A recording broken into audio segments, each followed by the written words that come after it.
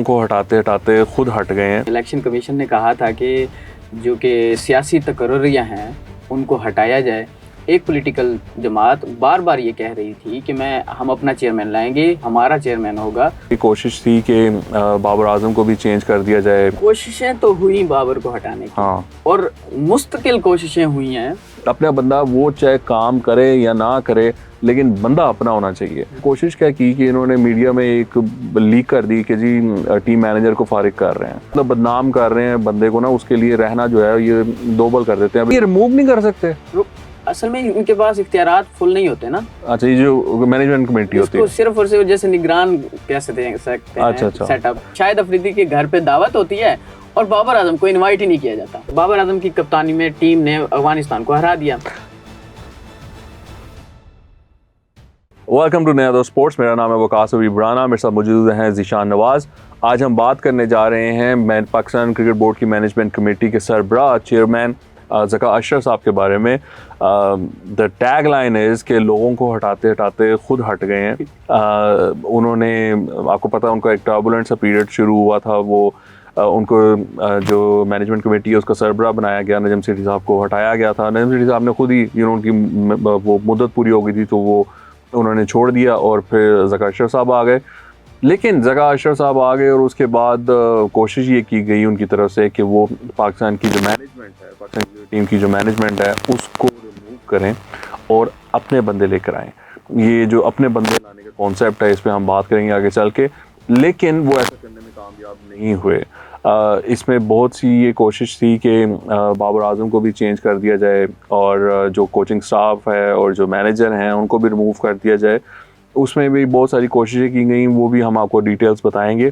लेकिन ताज़ा खबर ये है कि ज़ीशान साहब, आपके जो चेयरमैन हैं मैनेजमेंट कमेटी के, वो क्या पीसीबी आना बंद हो गए हैं? आज की खबर ये आई है। बिल्कुल ऐसे ही है कि जिस तरह से तब्दीलियों के हवाले से खबरें चल रही थी, पीसीबी ने वज़ीर आज़म को जो लेटर लिखा था उनमें ज़का अशरफ साहब का भी नाम था, क्योंकि इलेक्शन कमीशन ने कहा था कि जो कि सियासी तकर्रियाँ हैं उनको हटाया जाए, और सियासी तकर्रियों में एक इनका भी नाम था, और जिसकी वजह से इन्होंने ऑफिस आना बंद कर दिया है। आज कल भी नहीं आए थे, आज भी नहीं आए, और ये गए थे श्रीलंका जिसमें वो LPL का फ़ाइनल देखने के लिए। उसके बाद से इन्होंने खिलाड़ियों के साथ मुलाकात भी की है। कुछ मामला चल रहे हैं खिलाड़ियों के साथ, वो जो सेंट्रल कॉन्ट्रैक्ट के हवाले से, उस हवाले से भी मुलाकात की है। वो एक श्रीलंका में मौजूद थे, खिलाड़ियों से मुलाकात के बाद वापस आए हैं, लेकिन वो ऑफिस नहीं आए, क्योंकि ऑफिस जब वो पाकिस्तान में आए हैं तो ख़बरें चलने शुरू हो गई। एक लेटर जारी हो गया था ECB की जानिब से, जो कि वज़ीर आज़म पाकिस्तान को भेजा गया है, निगरान वज़ीर आज़म पाकिस्तान को, कि ये सियासी तकर्रियाँ थीं। लेकिन उसके साथ साथ एक और लेटर भी मतलब कि वो आया था कि ये सियासी तकर्री नहीं है, क्योंकि जो ज़का अशरफ हैं ये पीपल्स पार्टी की सेंट्रल जो एग्जीक्यूटिव कमेटी के मेंबर थे। उन्होंने 19 जून को एक लेटर भी लिखा था जिसमें उन्होंने मतलब कि इस्तीफ़ा दिया था बिलावल भुट्टो के नाम।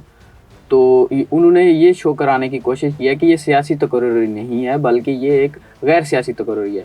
लेकिन जब आप देखें कि ऑफ कोर्स साफ तौर पे नज़र आ रहा है कि दो सियासी जमातें, एक पॉलिटिकल जमात बार बार ये कह रही थी कि हम अपना चेयरमैन लाएंगे, हमारा चेयरमैन होगा, तो ऑफ कोर्स इससे साबित होता है कि वो सियासी ही था। अब आप लेटर लेके आ जाएं या जो कुछ करके, वो लेटर नहीं होगा। अब देखें कि वो तब्दील होता है या नहीं होता, लेकिन वो ऑफिस आना बंद हो गए हैं। यार ये तो मतलब कमाल बात है कि अगर Zaka Ashraf is not a political appointee तो फिर तो मेरे ख्याल से कोई भी पॉलिटिकल अपॉइंटी नहीं है पाकिस्तान में। लेकिन इसके साथ साथ ये भी तो बात है ना कि नजम सेठी भी तो कौन से कोई मतलब कोई प्रोफेशनल बैकग्राउंड से आ रहे हैं, वो भी तो I mean sort of political background ही है ना, उनको भी तो पॉलिटिकल बेसिस पे लगाया ना। अब ये तो देखो ना, जो पार्टी होगी पावर में वो बंदा तो अपना ही लगाएगी। लेकिन आई थिंक प्रॉब्लम ये है कि अब आप जा रहे हैं, एक निगरान सेटअप आ गया हुआ है, अब इलेक्शंस की तरफ आपने जाना है, तो ECP का जो किरदार है वो ज़्यादा हाईलाइट हो गया है। तो ECP का ये कहना है कि ये जो हैं पोस्ट, ये एक पॉलिटिकल पोस्टिंग हुई है तो इसको आप रिमूव करें।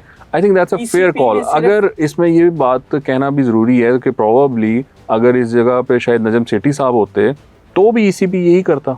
ECP ने बेसिकली कहा है जो सियासी तकर्रियाँ हैं ना उनको हटाया जाए, जो तकर्र किए गए हैं जिनको। लेकिन ECP ने नाम दिया है जो सूबाई राब्ता कमेटी की जो वजारत है ना, उसने नाम भेजे हैं। इलेक्शन कमीशन ने सिर्फ कहा है, ओके तो ईसीबी ने नाम भेज दिए। उनमें दो नाम थे, एक तो फेडरल कमीशन है जो नहीं नहीं, एक मिनट, आप कह रहे हो कि इलेक्शन कमीशन ऑफ पाकिस्तान ने ये कहा था कि जो पॉलिटिकल पॉइंटीज हैं उनको रिमूव किया जाए, नाम किसने भेजे हैं फिर? नाम ईसीबी ने भेजे हैं। सूबाई राब्ता कमेटी की जो वजारत है उसने भेजे हैं वजीर आजम को। अच्छा, वजारत में ईसीबी ना कहें आप, वो तो फिर आईसीबी। हाँ आईसीबी, हाँ। अच्छा, तो अब उसने नाम भेजे हैं। अब वो कहते हैं, फिर वो लेटर भी आ गया कि 19 जून से उन्होंने सियासी तकर्रुरी ये नहीं है क्योंकि उन्होंने इस्तीफा दे दिया था। अब देखिए, जब एक पॉलिटिकल गवर्नमेंट थी, दो इत्तेहादी थे, उन्होंने खुद कहा है कि हमारे ही मिनिस्टर होंगे या फिर हमारे ही चेयरमैन होंगे पीसीबी के। उस हवाले से वो कहते रहेंगे जो कुछ कर लें आप, नजम सेठी को हटा दें, नजम सेठी को जहाँ चाहें लगा दें, लेकिन हमारे चेयरमैन यही होंगे। तो ये पैटर्न का इख्तियार होता है कि वो दो नामजद करता है। वजीर आजम वो पीसीबी में नामजद हुए थे। अब वो जो कोर्ट केसेस हो गए, पिटीशन दायर हो गई क्वेटा में, लाहौर में, रावलपिंडी में, पेशावर में, जिसकी वजह से वो इलेक्शन नहीं हो सके। अच्छा, एनीवे, ये तो टेक्निकलिटीज में हम नहीं जाते। आई थिंक वो क्या कहते हैं, जी का जाना ठहर गया। आज की कल, हाँ।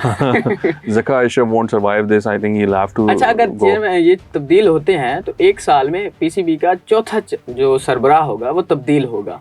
क्योंकि दिसंबर की शुरुआत में रमीज़ राजा साहब थे, फिर नजम सेठी आए, फिर उसके बाद ज़का अशरफ था। हाँ, बट वो पहले थे ना, एहसान मानी थे, लेकिन वो एक साल पहले हो चुके थे, तब्दील हो चुके थे। हाँ, मतलब कि रमीज़ राजा, बट चेयरमैन ज़का अशरफ। एक चीज कांस्टेंट है इसमें, Babar has been there. I think Ehsan Mani के अंडर भी बाबर थे, रमीज़ राजा के अंडर भी मानी थे, सॉरी बाबर हैं, और नजम सेठी साहब भी रहे, फिर भी बाबर रहे, और ज़का अशरफ साहब आए और गए। कोशिशें तो हुई बाबर को हटाने की, हाँ, और मुस्तकिल कोशिशें हुई हैं, लेकिन उनकी परफॉर्मेंस की वजह से शायद तब्दील नहीं किया जा सका। और उनकी बर्दाश्त की वजह से भी कह सकते हैं कि बाबर ने बर्दाश्त किया। चले, उन्होंने सोचा कि ये 4 महीने हैं, इनको बर्दाश्त कर लें।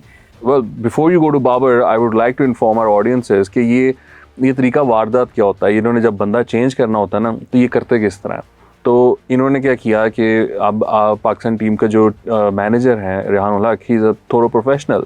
वो मतलब बंदा कोई सियासी उसकी वाबस्तगी नहीं है, वो एक प्रोफेशनल मेरिट पे आया हुआ बंदा है। उसने इस्लामाबाद यूनाइटेड को रन किया है, जनरल मैनेजर, और 2 टाइटल्स जीते हैं इस्लामाबाद यूनाइटेड, 2 टाइटल्स जीते हुए हैं PSL के, और वहाँ से उसको इंडक्ट किया गया, पाकिस्तान टीम का मैनेजर बनाया गया। तो अब इन्होंने अपना बंदा, ये अपने बंदे की एक बड़ी फ़िलासफ़ी है कि अपना बंदा होना चाहिए। अपना बंदा वो चाहे काम करे या ना करे, लेकिन बंदा अपना होना चाहिए। तो उसमें क्या होता है, कुर्बानी दी जाती है, जो मेरिट होता है, जो प्रोफेशनल होता है, किसी पोस्ट पर बैठा होता है, उसको फारिग किया जाता है, और फिर अपना बंदा इंस्टॉल किया जाता है, क्योंकि वो अपना बंदा आपको इंफॉर्मेशन भी देता है और आपकी जो हुक्म होता है वो उसको पूरा भी कराता है। तो इन्होंने कोशिश क्या की कि इन्होंने मीडिया में एक लीक कर दी कि जी टीम मैनेजर को फारिग कर रहे हैं, और साथ एक और इन्होंने इंफॉर्मेशन फ्लॉट की कि जो टीम मैनेजर हैं वो जो सैलरी ले रहे हैं, it's more than what he was getting eight Islamabad United, या ये कि बहुत ज़्यादा सैलरी ले रहे हैं। आई थिंक टीम मैनेजर्स को या ओवरऑल पाकिस्तान क्रिकेट बोर्ड में जो मैनेजमेंट होती है उसको अच्छी सैलरीज मिलती हैं, ये तो बात है अपनी जगह, बट वो इतनी अच्छी नहीं थी कि वो इस्लामाबाद यूनाइटेड से ज़्यादा बेहतर हो, वो उससे कम ही थी। बहरहाल इन्होंने ये फ्लोट की, मतलब बदनाम कर रहे हैं बंदे को ना, उसके लिए रहना जो है ये दोबल कर देते हैं। अब एक प्रोफेशनल आदमी अगर होगा, चलवाई जाती हैं, हाँ, वो जो एक प्रोफेशनल आदमी होगा वो तो इस चीज़ को सरवाइव नहीं कर सकता ना। वो कहता है जान छोड़ो यार, मैं क्या करना है, मैं जाके मेरे पास और बड़ी हलवाया जाता है, हाँ, किसी ना किसी तरीके से उसमें इम्पोज किया जाता है, या बात उसके कान में डाली जाती है कि आपको निकालने लगे, आपको निकालने लगे। तो वो कहता है मुझे निकालें, क्यों ना मैं रिजाइन दे दूं। हाँ, वो वो उस वजह से कि भाई मुझे क्रिकेट बोर्ड से निकाल दिया गया है, तो निकालने के डर से ना कि भाई मेरे एक धब्बा लग जाएगा, मुझे निकाल दिया गया है वहां से। नहीं ज़ीशान, इससे ज़्यादा भी देखो, पता क्या है, कोई भी प्रोफेशनल जो है ना, वो साइन अप इस वजह से नहीं करता कि वो एक टॉक्सिक एनवायरनमेंट में काम करे। बिल्कुल, उसका ख्याल ये होता है कि वो जाकर अपना जो उसका एक्सपर्टीज़ है, जो उसका स्ट्रैटेजी है, जो प्लान है, उसको इम्प्लीमेंट करेगा, और विद इन 6 मंथ्स और लेट्स से 8 मंथ्स और ईयर्स टाइम वो उसके बेनिफिट्स वो डिलीवर करेगा। वो बजाय कि उसकी तरफ काम करे, उसको लगा दिया जाता है, ये जो टॉक्सिक एक एनवायरनमेंट क्रिएट किया जाता है, उसके साथ लड़ने में लगा दिया जाता है, और फिर वो डिलीवर नहीं कर पाता। तो वो कहता है कि यार मैं क्या कर रहा हूँ, मुझे क्या ज़रूरत है यहाँ पे फंसे रहने की। तो ये this is what they do. So ये तरीका वारदात होता है। अब इसमें इंपॉर्टेंट चीज़ ये है कि ये रिमूव क्यों नहीं कर देते, सीधा ही क्यों नहीं कहते चलो भाई घर जाओ। तो ये जो कमेटी होती है इसके इख्तियारात की कोई लिमिटेशंस हैं। रिहानुल हक से पहले इब्राहिम बदीस भी था, जो टीम मैनेजर था इनका, मीडिया मैनेजर था, तो उसने खुद रिजाइन दिया था और उसके पास तो ऑप्शन था ऑस्ट्रेलिया जाने का। वो उसके साथ भी यही कार्रवाई डाली थी, उसके साथ भी यही कार्रवाई डाली थी। उसने खुद कहा इस हवाले से कि मुझे खुद ने ही कहा, उन्होंने उस वक्त नजम सेठी साहब के अंडर तो उन्होंने कार्रवाई ये की है, ऊपर जो मर्जी बैठा हो तो उन्होंने उससे प्रेशराइज करना, कभी किस चीज के कहने पे कभी किस मतलब कहलवाना शुरू कर दिया, जिसकी वजह से वो एक प्रेशर हो गया था उसके पास। परफॉर्मेंस रिव्यू भी कर देते होंगे वो, यार तुम्हारी तो परफॉर्मेंस ही नहीं अच्छी चल रही, ऐसे ही है। तो अच्छा ये रिमूव नहीं कर सकते? असल में इनके पास इख्तियारात फुल नहीं होते ना। अच्छा, ये जो मैनेजमेंट कमेटी होती है सिर्फ और सिर्फ जैसे निगरान कह सकते हैं अच्छा। सेटअप, तो वो होता है उस तरह का। तो ये मतलब कि मुस्तकिल किसी को रिमूव नहीं कर सकते। अगर कोई ऐसा केस नहीं आ जाता जिससे वो एक तरह से मतलब ये उसका जी का जाना ठहर जाता है जिस तरह से, तो उसी तरह से नहीं हटा सकते कि आप एक ट्रांसफर कर सकते हैं, लेकिन आप उसको रिमूव नहीं कर सकते। मतलब ये है कि अगर आपने किसी को टीम मैनेजर लगाया हुआ है तो उसको खुडे लाइन वुमेन टीम का लगा दें, या अंडर 19 टीम का शाहीन का मैनेजर लगा दें, शाहीन का ऑफिस में बिठा देते हैं। ये भी है। अच्छा नहीं, वो मेंस टीम पे तो उनका नहीं चला, फिर आई थिंक उन्होंने वुमेन्स टीम का कोच तब्दील कर दिया था। हाँ देखिए, कोई सीरीज भी नहीं खेली उन्होंने मार को। वो तो बेचारा अभी हायर हुआ था। अच्छा, उसने जो रिजाइन दिया है, तो रिजाइन में उसने कहा मैं जाती मसरूफियात की वजह से छोड़ रहा हूँ। अब देखें, वो पता क्या होता है, सीरीज ही नहीं खेली। वो पता क्या होता है, जो प्रोफेशनल लोग होते हैं ना, वो अच्छी टर्म्स पे ना करते हैं, because you know at the end of the day you don't want to mess with the institution. मतलब पीसीबी एज एन इंस्टीट्यूशन के साथ आप पंगा नहीं लेना चाहते, because you know 2 years down the line, 4 years down the line आप फिर वो ज्वाइन कर सकते हैं ना। बेसिकली ये जो पीसीबी में मुस्तकिल लोग हैं ना जो बैठे हुए हैं, वो काम करना चाहते हैं, क्योंकि उन्हें पता है कि एक चेयरमैन आ जाया है 3 साल के बाद, कम से कम 3 साल का होता है, उसके बाद तब्दील हो जाना है, उन्होंने वहीं रहना है, वो काम करना है, वो काम करते भी वही हैं। लाइक आप किसी भी डिपार्टमेंट पीसीबी को देख लें, वो काम करते हैं। चाहे वो आप देख लिया होगा कि जिस तरह से टीम जा रही है, टीम को किस तरह से मैनेज करना है, उनके टिकट्स, उनके मतलब के अखराजात, ये कुछ भी होता है, अकाउंट्स को संभालना, ये कुछ भी होता है ना, वो काम कर रहे होते हैं। सिक्योरिटी सब कुछ वो पीसीबी की टीम कम्युनिकेशन, मीडिया टीम, मुस्तकिल है टीम का। लेकिन वो जो सरबराह आता है ना, खबरें वही लगाते हैं, खबरें वही चलवाते हैं, जिस तरह से होते हैं। वो आते हैं 3 महीने रहें या 3 साल रहें, वो करते हैं काम को, जो बंदे लगाते हैं, लगाने के बाद वो चले जाते हैं। लेकिन आपने एक चीज देखी होगी, पीसीबी का जो स्ट्रक्चर है या पीसीबी जो काम कर रहा है ना, वो अच्छा कर रहा है। This is important because this is what I wanted to discuss. लेकिन before I get into that, जो ज़ीशान ने बात की ना कि वो आते हैं और खबरें लगवाते हैं, तो ये वाले जो थे ना ज़का अशरफ साहब, उन्होंने तो कमाल कर दिया था। ये तो साउथ अफ्रीका गए और वहाँ से उन्होंने खबरें चलवाई कि इंडिया के साथ बायलैटरल सीरीज ओके हो गई। एशिया कप की जो स्केड्यूल है वो रिकंसिडर हो रहा है कि जी हम ज्यादा मैचेस पाकिस्तान में, वो पता नहीं क्या क्या खबरें चलवाई और चली वो खबर। वो इतनी अरसे से पाकिस्तान और भारत के ताल्लुकात खराब, वो 2 मिनट में उन्होंने ठीक कर दिया। उन्होंने एक खबर के जरिए ऐसी कैंपेनिंग की, और जब वो आया, मतलब कि पाकिस्तान अभी पहुंचा नहीं था, तो वो ऊपर से जय शाह ने कहा नहीं, वो तो बड़ी सुबकी हुई थी। उन्होंने तो रात को जो हायर ऑफिशियल्स थे उन्होंने कर दिया, सुबह जय शाह ने खुद आके उसको बेचारे को वक्त पड़ किया, उसने आकर, बिकॉज इन्होंने कहा था कि वो पाकिस्तान आएंगे एशिया कप देखने और मैं वर्ल्ड कप देखने जाऊंगा, मुझे दावत दी है। उन्होंने कहा कोई नहीं आ रहा और कोई नहीं जा रहा। अच्छा, एनीवे, सो ज़ीशान जो पहले बात कर रहे थे कि एक परमानेंट एस्टैब्लिशमेंट है पीसीबी में जो अपना काम करी जा रही है, वो करती भी है और अच्छा कर रही है। अब इसमें इंटरेस्टिंग बात ये है, the topic that I wanted to discuss, कि बाबर आजम और पाकिस्तान की टीम, I mean they have been performing well. Harsha Bhogle ने एक ट्वीट किया, उन्होंने कहा पाकिस्तान की टीम में बहुत ज़बरदस्त परफॉर्मेंस थी despite the turbulence in their board. लेकिन ये क्या चक्कर है फिर? ये देखो ना, बाबर सरवाइव कर गया, इतने ज्यादा चेयरमैन, ये भी कमाल बात है। एहसान मानी में ये कप्तान था, रमीज राजा ने आके बाबर आजम को ना एक तरह से पावर दे दी थी कि टीम हो, वो कहा। अच्छा, मुझे लगता है पहले रमीज भी चेंज करना चाहता था बाबर को। मुझे याद है कि एनसीए में एक मीटिंग हुई थी, उसमें रमीज राजा आए थे और वहाँ पर सारे प्लेयर्स थे, रमीज मिले थे।